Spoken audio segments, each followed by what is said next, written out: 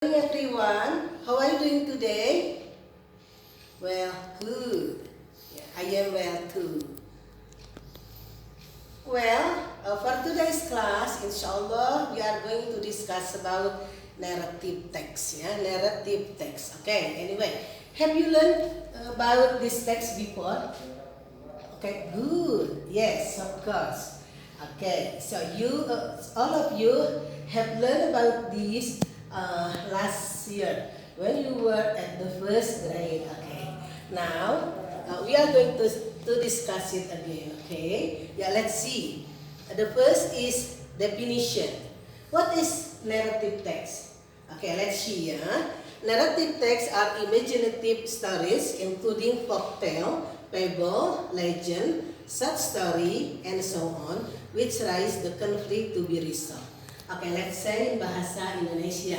Jadi yang dimaksud teks naratif itu yaitu cerita imajinasi, ya, cerita imajinasi atau dongeng yang di dalamnya terdapat cerita rakyat, kemudian cerita tentang binatang, kemudian legenda, misalkan Tangkuban Perahu, ya, kemudian cerita pendek, ya, dan lain sebagainya yang membangun konflik untuk dipecahkan atau untuk diatasi, ya.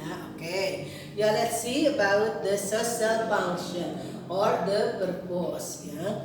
Okay, we have two social functions in narrative text. Okay, the first is to entertain or to amuse the readers. Jadi yang pertama, tujuan atau fungsi sosial daripada teks naratif itu yaitu untuk menghibur. Menghibur siapa? Yaitu menghibur pembaca atau pendengar kalau cerita itu dibacakan. Kemudian, ya, the second is to deal with actual or imaginative experiences in different ways. Jadi yang kedua yaitu untuk menyampaikan pengalaman yang aktual atau pengalaman yang imajinasi dalam berbagai cara. Okay, catch it? Yes, okay, good. Yeah, let's see it next.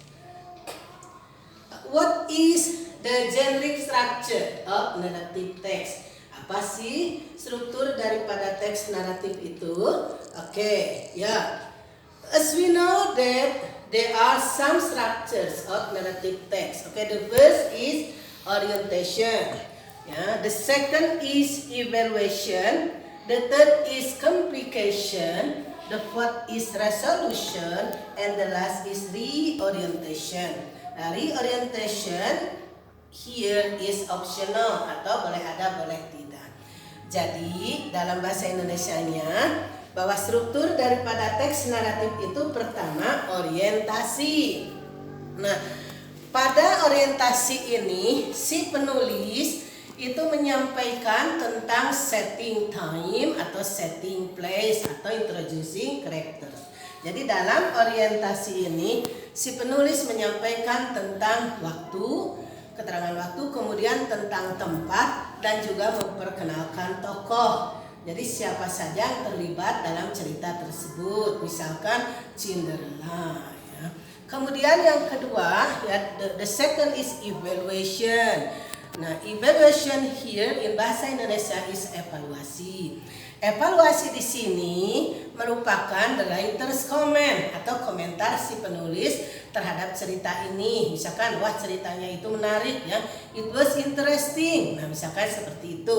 Itu namanya evaluation. Kemudian yang ketiga yaitu complication. Complication itu komplikasi. Maksudnya bagaimana konflik itu dibangun. Nah, itu namanya complication. Kemudian yang berikutnya yaitu resolution. Resolution itu dalam bahasa Indonesianya itu yaitu resolusi. Maksudnya di sini bagaimana tadi konflik atau permasalahan itu diselesaikan. Apakah nanti endingnya itu good, ya, atau misalkan endingnya itu bad. Apakah ceritanya ini berakhir dengan baik atau dengan happiness, misalkan bahagia, atau ceritanya ini berakhir dengan sadness atau kesedihan. Kemudian berikutnya reorientation. Reorientation is the conclusion of the story. Dan ini maksudnya bisa ada, bisa tidak. Nah, gitu ya. Bisa dipahami sampai sini? Alhamdulillah. Ya, kita lihat ke language features of narrative text atau unsur-unsur kebahasan pada teks naratif ya. Nah, yang pertama, a narrative focuses on specific participants. Jadi bahwa naratif teks itu memfokuskan pada partisipan atau pada tokoh tertentu. Misalkan ceritanya tentang Cinderella, berarti tokohnya Cinderella. Umpamanya ceritanya tentang Aladin, berarti tokohnya Aladin. Itu maksud specific participants. Kemudian yang kedua, there are many action verbs and mental verbs. Yang dimaksud action verbs itu yaitu kata-kata kerja yang menunjukkan gerak. Misalkan played atau misalkan wrote, menulis ya. Nah, kemudian mental verbs. Mental verbs itu yaitu kata-kata kerja yang terkait dengan perasaan, dengan pikiran, dengan emosi, misalkan thought atau think atau thought atau misalkan felt. Ya, nah misalkan seperti itu. Kemudian next, direct and indirect speech ya, are often used. Ya, betul sekali. Jadi bahwa dalam sebuah teks naratif itu sering terdapat kalimat, maksud ibu sering terdapat kalimat langsung maupun tak langsung. Nah, kemudian it mostly uses simple past tense. Nah, anak-anak semua, karena naratif teks ini merupakan dongeng, maka si penulis lebih banyak menggunakan tenses dalam bentuk simple past. Jadi simple past tense itu yaitu tenses yang menyatakan kegiatan yang sudah berlalu. Nah, seperti itu. Kemudian linking words are used related with time. Ya, dalam sebuah naratif juga menggunakan kata-kata tertentu. Linking words itu yaitu kata-kata yang menghubungkan antara subjek dengan keterangan atau subjek dengan predikat. Nah, seperti itu. Misalkan once upon a time there was. Nah, ada there dan was. Nah, itu linking words-nya itu was ya. Nah, kemudian berikutnya there are sometimes some dialogues and the tense can change. Ya, betul. Jadi kalau misalkan teks naratifnya dalam bentuk dialog atau percakapan, maka ada perubahan tenses. Jadi dari simple past berubah menjadi simple present kalau dalam bentuk dialog ya, atau percakapan. Kemudian yang berikutnya yaitu temporal conjunctions are also used. Ya, betul. Jadi dalam sebuah naratif juga menggunakan konjungsi atau kata sambung yang terkait dengan waktu ya. Oke, sampai sini bisa dipahami? Oke, good. Bagus ya. Ya, let's see next. Yuk, kita akan lihat contohnya di sini. Contoh ceritanya tentang Cinderella di sini ya. Oke, yuk ibu bacakan ya. Once upon a time there was a little girl called Cinderella. She was pretty, loving, and clever, but she was very poor. She lived with her stepmother and stepsisters. They were very mean. Okay, next. Let's see. Let's analyze this text. Ya, mari kita analisa teks ini ya. Kita lihat dari unsur-unsur kebahasaannya ya. Okay, let's see this one. Cinderella di sini. Nah, ini Cinderella merupakan contoh dari specific participant. Jadi Cinderella ini merupakan contoh tokoh tertentu. Nah, kemudian ini cold ya. Cold, kemudian lived ini merupakan contoh action verbs atau kata-kata kerja yang menunjukkan gerak. Nah, kemudian word ini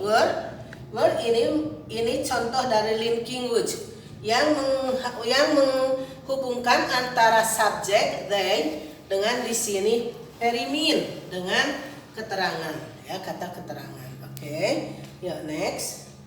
Let's see next.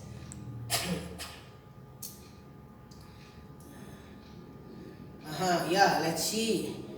They hated Cinderella very much. Fortunately, she met a prince. He fell in love with her. Then Cinderella became a princess. Ya, oke, let's see. Hated di sini. Oke. Next. Hated. Nah, hated di sini contoh daripada mental verb. Contoh kata kerja yang menunjukkan perasaan. Kemudian met, contoh kata kerja yang menunjukkan action atau gerak, ya. Nah, kemudian then di sini, ini then di sini ini contoh conjunction, temporal conjunction. Jadi kata konjungsi atau kata sambung yang terkait dengan waktu. Then, kemudian, nah, misalkan seperti itu, ya. Oke. Kecil sampai sini bisa dipahami? Alhamdulillahirobbilalamin. Oke, ya. Let's see. Nah, this one. Ya. Nah, ini secara ininya lebih detailnya seperti ini. Jadi unsur-unsur kebahasaannya strukturnya ini orientation. Nah, bagian mana dari teks ini yang merupakan orientation atau orientasi ini? Nah, oke, kalian bisa baca sendiri, ya. Kemudian bagian teks yang mana yang merupakan evaluation? Oke, kalian bisa baca sendiri. Kemudian complication. Nah, complication ini bagaimana konflik ini dibangun.